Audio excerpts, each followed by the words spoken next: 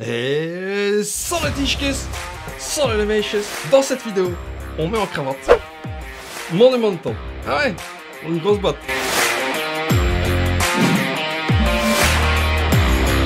Avant de rentrer dans le vif du sujet, Monumental, je voudrais d'abord envoyer mes hommages à Madame Charlotte de chez Funfourche. Ouais, c'est Funfourche qui édite le jeu. Ou qui l'importe chez nous. Tu m'as compris. Je tiens à remercier Charlotte parce que moi j'ai vu cette... moi j'avais complètement oublié Monumental. Je l'avais vu il y a longtemps, des années je pense. J'étais chaud. Entre temps moi j'ai oublié. Ah ouais. Schnoll, qu'est-ce que tu veux? Et là, je vois tonton Phil Casse qui le présente, qui présente aussi Charlotte, et je vois Etrigan, ouais, on en revient au même, qui le présente aussi. Je dis non, John, c'est quoi ce jeu? Moi j'ai envie. Charlotte, tu m'as l'air bien sympathique en vidéo. J'envoie un petit chat, un petit mail. Ouais, à l'ancienne, hein, moi je vieux schnock. Bonjour Charlotte, je me présente. Patati patata, Monumental, est-ce que ça te dit? Est-ce que j'ai le droit?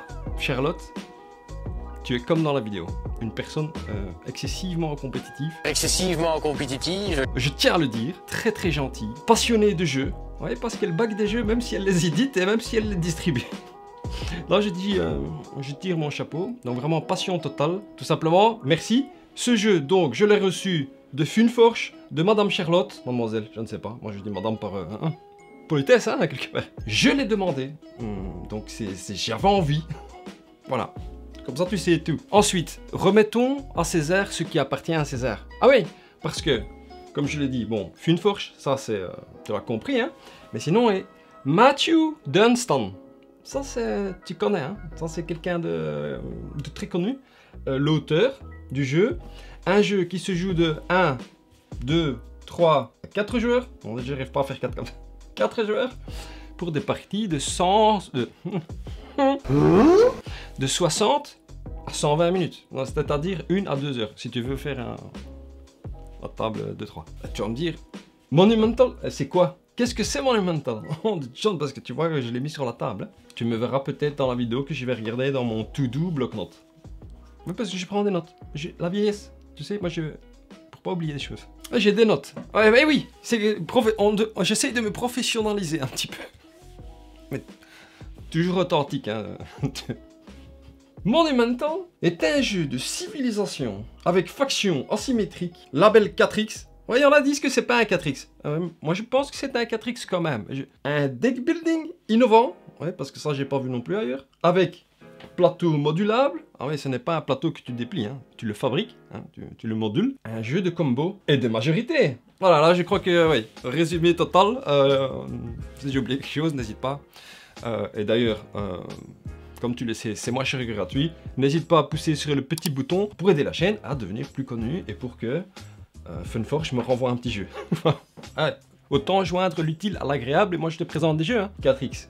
Ah oui, je te vois venir. Non pas 1, non pas 2, non pas 3X. Coquin. Coquine. 4X. Exploitation, exploration, expansion, extermination. Ouais, ça je te le dis en français. Exploit, exploit, exploit et exterminate. For sure. Ouais. Dans la langue de Portsmouth. Ah oui, comme ça tu... Passons tout de suite. Oui, c'est un format flash. Moi, je fais des formats flash maintenant. Je n'y arrive jamais. Hein. Je passe les 50 minutes de vidéo, mais mise en cravate flash. Passons tout de suite à qu'est-ce qui est top. Ce qui est chouette dans Monumental. Le plateau de joueurs s'adapte au nombre de joueurs. Ah ouais. Il scale, hein? It's scaling en fonction du nombre de joueurs et il est modulable. Comment c'est-il possible? Ah oui. Tu as tout un tas de tuiles. Alors là, j'ai pas tout utilisé, hein. Il y a encore tout un paquet. Sinon, j'en ai tout ça. Hein. Et j'en ai utilisé quelques-unes pour faire une mise en place à 2 joueurs. Oui, parce que tu reçois un petit carnet dans lequel tu as tout un tas de mises en place différentes. Moi, je t'en montre d'autres. Hein, et par exemple, une mise en place à 4 joueurs. Voilà. Ça prend de la place sur la table. Des mises en place avec des difficultés aussi. Ouais, parce que bon, il faut y aller crescendo dans la découverte du jeu. Et ça c'est aussi quelque chose de bien. Plateau modulable qui s'adapte au nombre de joueurs. Plusieurs manières proposées et tu peux faire aussi toi-même hein, si tu es un petit peu inventif. Pas schnoll comme moi, mais tu fais des études. Tu peux faire toi-même ton...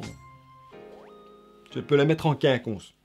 Deuxième chose qui est vraiment, mais vraiment tough, je tiens à te le dire, je t'ai dit deck buildings. Tu connais ça? Dominion, Clank, Dune, Imperium, tout ça. D'habitude, tu prends 5 cartes, tu fais quelque chose avec 5 cartes, tu jettes, tu reprends 5 cartes, etc., etc. Ici, tu dois former ta cité avec tes cartes. Donc, tout le monde vient avec une faction, on en a 5, hein. On a les Japonais, Dozo, on a les Chinois, Ni Hao, on a les Égyptiens, bonjour.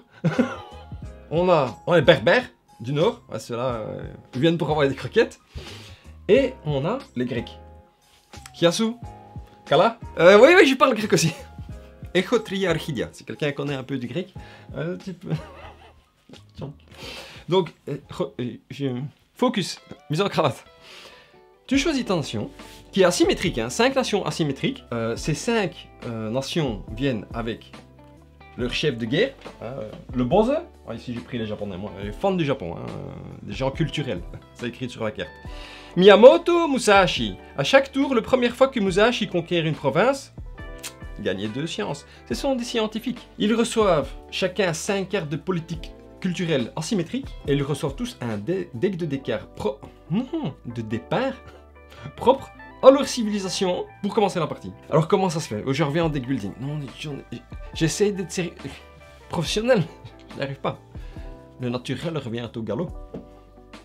Il faut vous faire soigner. Mais je suis en traitement. Alors, deck building. Tu tires 9 cartes. Tu composes ta cité. 1, 2, 3. Epa! 1, 2, 3. 4, 5, 6. Tu me suis bien, hein? On est à 6, hein? 6, 7, 8, 9. Le compte est bon. Tu composes à ton tour ta cité avec 9 cartes. 3 par 3, ça fait 9. Ouais, c'est pas faux. Qu'est-ce que tu fais pour pouvoir jouer tes cartes? Parce que sur des cartes, je vais te montrer ça, il y a des symboles. Tu vois? Symbole de guerre, symbole de science. Par exemple, symbole de fabrication, d'outillage. Et sur certaines cartes, il n'y a pas de symbole, il y a du texte. C'est un jeu de gestion de ressources, en plus de tout ce que je t'ai dit. Donc à ton tour, tu actives ta cité. Comment fais-tu? Tu choisis une colonne et tu choisis une ligne. Columns and rows. Hein? Par exemple, je te donne un exemple. Je choisis de prendre cette colonne. J'active cette carte, cette carte, cette carte. Et je vais activer cette colonne ici, cette ligne ici, celle-là, celle-là. Tu vois que j'ai activé 6 cartes. Qu'est-ce qui se passe quand j'ai fait ça? Et c'est ça où le deck building ingénieux que j'ai jamais vu nulle part. C'est qu'en fait, tu joues avec 9 cartes. 9, tu as 9 possibilités et tu n'en prends que 6. Tu n'en prends que 5. Genre de dans le temps de temps. Eh, jusqu'ici. Et là, j'ai activé quoi? J'ai gagné 2 ressources militaires, 3 ressources militaires. Ça fait 13. 1, 2, 3. 1, 2, 3. Une ressource de science et une ressource de chantier naval. De Monsieur Bricolage. Et là, je décide qu'est-ce que je vais faire. Non, du champ. Je peux évidemment dépenser mes ressources pour, par exemple, aller envoyer mes explorateurs. Aller explorer, ah oui, explore du 4X, mes guerrieros et mon chef de guerre pour aller exterminer. On en revient au 4X. Et quand les aventuriers explorateurs se déplacent, ils peuvent exploiter parce qu'il y a, tu vois, tu te souviens, hein, voilà, un petit jeton, il peut l'exploiter. Et on va s'expander aussi. Ouais, expandables. Hein? Alors, normalement aussi, ce qu'il y a, c'est que, comme dans tout deck building, il y a une rivière de cartes. Alors, tout ça, ce sont les cartes que tu peux mettre dans la rivière. Los Rivieros. Quand les cartes sont épuisées, le jeu s'arrête. Et c'est pas si long que ça. Ce n'est pas si long que ça. En fonction de... Ça dépend un peu comment les gens achètent. Parce que si tu n'as pas les ressources pour acheter des cartes, évidemment, il te faudra ou des jetons de bricolage, ou des jetons de science, et c'est tout. Non, c'est tout. Oui, parce que les rouges, ils servent à autre chose, évidemment. Moi, avec un petit jeton schnoll ici de bricolage, moi, je ne sais rien faire. Je ne sais rien faire. Ça coûte trop cher. Ah ouais. Pauvreté totale, voilà, le minimum, c'est 2. Science, pareil. Pauvreté totale, je ne peux rien faire. Ah oui, tu te dis, mais qu'est-ce que je peux faire? Je suis bloqué. C'est quoi ce jeu? Ouais, Tefkes, attends. Je vais te dire tout ce que tu peux faire à ton tour. Et je vais te démontrer ça. Et ça, c'est tough, évidemment. Tu peux acquérir une carte développement au bâtiment de base. Pas assez de sous, hein. C'est ce que je viens de te dire. Tu peux compléter une merveille. Oh, mais d'abord, il faut l'acquérir. Développer une politique culturelle. On n'a pas de jetons de politique. Dieu, au début du jeu, on est pauvre. Et c'est là où tu verras que le deck building, sexy chocolat. Hein. Il y a une montée en puissance crescendo. Hein. Tu peux conquérir une province. Ça on peut faire. Mon Dieu, ça c'est ok. C'est ok. Chaque jeton représente un mouvement d'une faction. Enfin, d'un soldat, du boss, du Masamushi. Comment il s'appelle? Mayamato Musamushi. Et les explorateurs. Je me tiens comme ça, tel prêt à bondir, hein. Le 4. Disons que... Ah ouais, tu vois, j'ai pas assez de ressources. Non, mais qu'est-ce que je vais faire? Un tour dans le vide? Mais non! C'est un jeu de combo aussi. Parce que tu vas dire, je dépense un rouge, 2 rouges pour envoyer mes explorateurs. Mes explorateurs vont se déplacer d'une case, puis j'ai déplacé une ressource. Ah oui, 1 égale 1, le compte est bon. Ils se déplacent, ils n'ont aucune contrainte. Ce sont des espions, hein, personne ne les voit. Donc ils peuvent s'infiltrer, mais ne peuvent pas conquérir. Ah, ça ne peut pas faire. Hein. Mais par contre, ils peuvent exploiter. 4x. Il y en a un qui va se déplacer ici, sur le marécage, et un comme ça sur la plaine. Ils vont récolter les ressources qui sont disponibles. Qui sont des marteaux, monsieur bricolage. Mais oui, mais j'en avais qu'un. Maintenant, j'en ai 3. Combo Breaker. Ah oui, tu connais Killer Instinct. Combo Breaker. Ah ouais. Donc maintenant, j'en ai 3. Haha. Je vais dans la rivière, dans le marché des cartes. Et là, je peux acheter des cartes. Je dépense une ressource. Une ressource plus 2. Je peux acheter une carte qui me coûte 3 ressources. Non, de John. Je prends cette carte et je la mets au-dessus de mon deck, au-dessus de ma pioche. Je sais qu'au prochain tour, cette carte va sortir. Je sais à quel endroit elle va sortir puisque je remplis toujours de la même manière ma cité. Tu comprends un petit peu l'ingéniosité de M. Dumpstamps? Deck building, tu m'as compris, hyper ingénieux. Quand tu as fini ton tour, tu défausses les cartes que tu as utilisées, tu les mets dans ta défausse, tu repopules la rivière du marché, et tu repopules... Oh, la carte que j'ai achetée. Mais dis-moi pas que c'est pas vrai. Oh non, de Dieu, c'est quand même quelque chose d'extraordinaire. J'ai un pouvoir spécial. Bon, ici, ça marche pas parce que c'est une merveille. Je te passe les explications détaillées. Mais tu repopules, tu repopules, tu repopules, et tu repopules, et tu as une combinaison de colonnes et de lignes qui est différente en fonction du deck building. Ah ouais, et c'est là où le charme, hein. Ça, c'est une tactique, c'est une ingéniosité excessivement compétitive. Excessivement compétitive. Ah mais, je tiens à le dire, sérieusement, ça marche très très bien. Il y a un petit, évidemment, il y a un pitfall. Sure. Je reviens plus tard. En tout cas, la mécanique est un bijou. Un petit mot sur la symétrie, je t'ai dit, 5 factions, toutes différentes, avec des cartes différentes. Les Japonais sont plus enclins à faire de la science, par exemple. Les barbares, c'est la croquette, c'est l'huracan. L'ouracan. Ah ouais, c'est la bagarre totale. Eux, ils vont aller se propager un petit peu sur le plateau de jeu. Les combos. Tu as vu, hein? Je n'ai pas assez de ressources pour acheter dans la rivière de cartes. Donc je vais aller explorer, ramasser des ressources, acheter, placer au-dessus. Prochain tour, je vais pouvoir... Combo total. Et au fur et à mesure que tu achètes des cartes plus fortes, au fur et à mesure que tu vas comboter. Ah ouais. Ouais, c'est pas faux. Le matériel et les illustrations. Matériel aux petits oignons. Ici, ce sont des tokens en carton, mais... Hey. Ça, c'est du beau matériel, mais c'est issu d'un Kickstarter, ça. Ah oui, ils ont mis les petits plats dans les grands. Chaque faction vient avec ses tokens. Il y a moult tokens, hein. J'ai pas tout mis ici, j'ai les sous. Ce qui est bizarre, je dois t'avouer, c'est que tout est en tokens en bois. Tout est en tokens en carton, mais les ressources sont en plastique. Je n'ai pas compris. Mais ok. Mais I come back. I'll be back. C'est très très joli. Ouais, ça donne très très bien sur la table. J'espère que tu vois le ressenti à la caméra. Mais c'est très très joli. Les illustrations sont très belles. Elles sont asymétriques aussi, hein, puisque en fonction de la civilisation que tu as choisie, les dessins vont être différents. Hein. Ici les japonais... Samouraï, hein? Tom Cruise. Mashimoto. Musashi. Dans le jeu, tu as des modules, déjà des modules additionnels, comme si tu avais des extensions.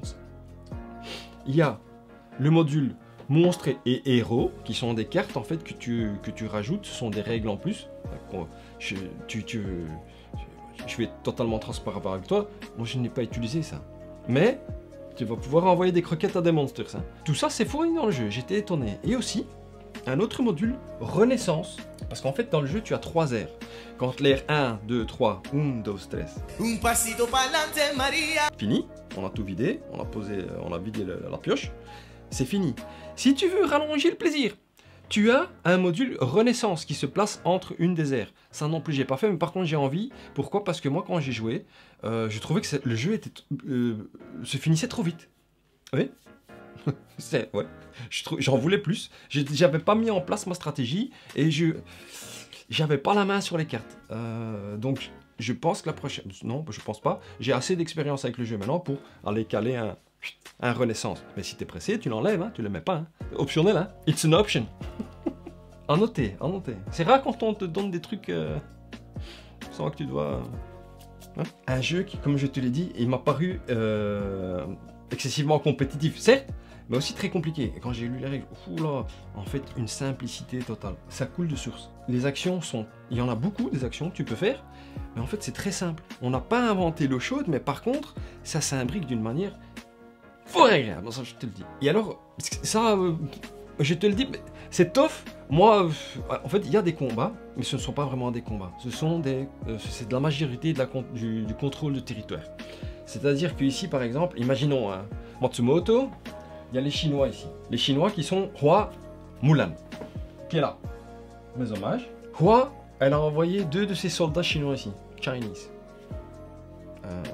Bruce Lee. Je suis un peu perdu parce que le quête qui est venu me parler, non, de Chan. Ouais, mais non, vous m'avez dit que ça dérange pas les bruits, je m'en fous. Hein, on est entre nous, c'est ce qui compte à la fin, hein, ça donne de la vie.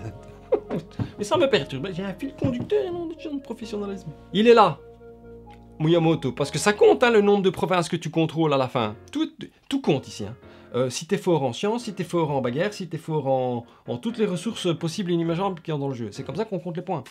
Majorité, nombre de cartes un tel possédé. Si tu es le plus qu'il a, tu marques en taux de points en plus. C'est Mister Majorité, mon demande. Tu dis, mais non, déjà, moi, je vais aller prendre ça. Ah oui? Mais l'affrontement, c'est quoi? C'est que il y a 2 unités. Eh ben, pour aller les chasser, il n'y a pas de dés, il n'y a pas de... J'envoie, j'utilise. Si à mon tour, j'ai assez de ressources de combat, je sélectionne le nombre de ressources égal ou supérieur à la région que je veux conquérir, que Mulan est là. Hop. Les jetons, les soldats de Mulan ne sont pas exterminés. Donc ça c'est peut-être dans le 4X, le moins X, c'est qu'ils ne sont pas exterminés. Tu envoies des croquettes, hein. No violence. Mais ils repartent dans la cité de base du joueur. Donc ils les récupèrent. Ouais, maintenant que tu le dis, peut-être que... C'est peut-être pas un 4X à 100%. Il y a de l'extermination, mais gentil. Et c'est là où je voulais venir au point top. Si tu n'aimes pas l'affrontement et vraiment la bagarre, parce qu'il y a des gens qui sont... ils sont méchants, hein, ils sont hostiles quand ils jouent à des jeux de société. Moi, ça ne me dérange pas. Hein. Hostile pareil, hein. Je m'adapte. Et ici, voilà, c'est de l'hostilité, comment dire. T'as pas tout perdu. Voilà, t'as perdu quelque chose, mais en même temps, tu récupères tes soldatos. Il n'y a pas de sang. C'est pour les enfants. Je t'ai dit beaucoup de choses que je trouvais tough. Il est temps maintenant de passer à ce qui n'est pas tough. Ouais, ce qui n'est pas chouette dans mon Monumental. Alors, il n'y en a pas beaucoup, mais il y en a quand même. Voilà, tu me connais, hein, transparence totale. Alors, mise en place, comme tu dois pas faire tac, tac, et tu dois faire...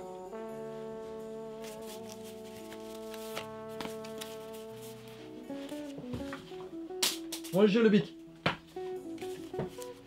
Tac, tac, tac, tac. Sur chaque tuile, tu dois mettre aussi des ressources, des barbares, des marchés, des villes libres. Ouais, parce qu'il y a quand même pas mal de choses dans ce jeu. Hein. Il est très riche. Hein. Très, très riche.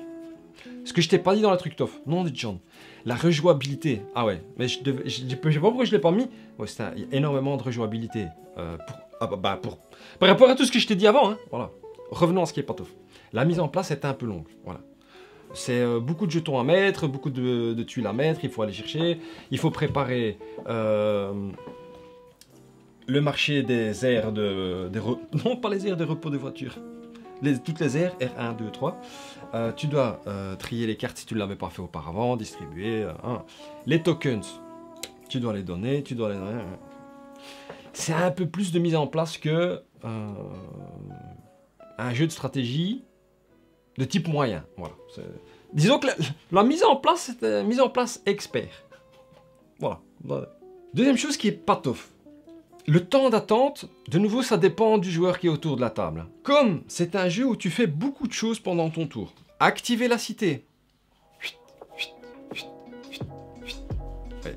Là, ça a été vite. Mais il y en a, ils vont réfléchir. Je prends quelle colonne, je prends quelle ligne. Non, pas si je fais ça, je peux faire ça. Dans 4 tours, j'arrive à faire ça. Donc non, je change d'avis. Je fais ça. Voilà. Ensuite, tu fais quoi? Effectuer les actions avec toutes les ressources que tu as récoltées. Tu fais des actions, tu fais des combos, tu vas acheter des trucs, tu vas te déplacer, tu vas faire la bagarre, tu vas activer un texte, puis encore un autre texte, puis encore un autre texte, combo, combo, combo. Puis tu vas compléter ta cité.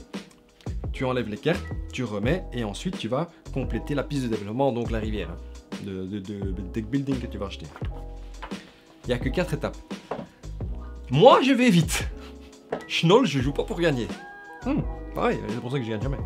Il y en a un coco ici. Il réfléchit très vite, mais ce qu'il y a, c'est qu'il voit tellement les choses à l'avance. Je m'en fiche, hein, le quête, hein, non. Quand j'ai joué tout seul, la partie, elle se terminait en même pas 1 heure. En solo. Quand j'ai joué avec lui, tiens, qu'est-ce que tu veux? C'est un calculateur, il veut gagner, et donc en fait, attends, non, pas si, ça. J'ai joué que à 2, hein, j'ai pas joué à plus. Donc j'imagine que si t'en as 2 quêtes comme ça, autour de la table, t'as le temps d'aller de boire un petit café, un thé, faire pipi, faire caca. Donc ça pourrait être peut-être long. Mais, ouais, parce qu'il y a un mais, dans les règles. Monsieur Dunstan, parce que c'était un jeu je crois qu'il a été kickstarté une fois, kickstarté une deuxième fois. Je dis peut-être des bêtises, mais en tout cas, il a reçu du feedback. Sure. Le feedback, c'est toujours important, hein. Feedback constructif. Les gens lui disaient la même chose. Ouais, mais ça dure longtemps. Bon, on m'ennuie, moi, pendant que les autres y jouent. Monsieur Dunstan a rajouté une version no timeout. Je ne sais plus comment elle s'appelle, mais en fait, chacun fait une action, chacun son tour. Voilà. J'active ma cité, t'actives ta cité, t'actives ta cité, je dépense une ressource pour faire ça, je dépense une ressource pour faire ça, voilà. Et comme ça, tout le monde joue. Je ne l'ai pas essayé, je te le dis, mais ça peut pallier à ce problème-là. Voilà. Ça dépend aussi avec qui tu joues, évidemment. C'est comme dans tous les jeux. Hein. On peut pas y réchapper quand tu as la paralysis, balalysis. Hein. C'est comme ça qu'on dit. Non, malalysis. Non, c'est tout. Non, c'est tout. Voilà.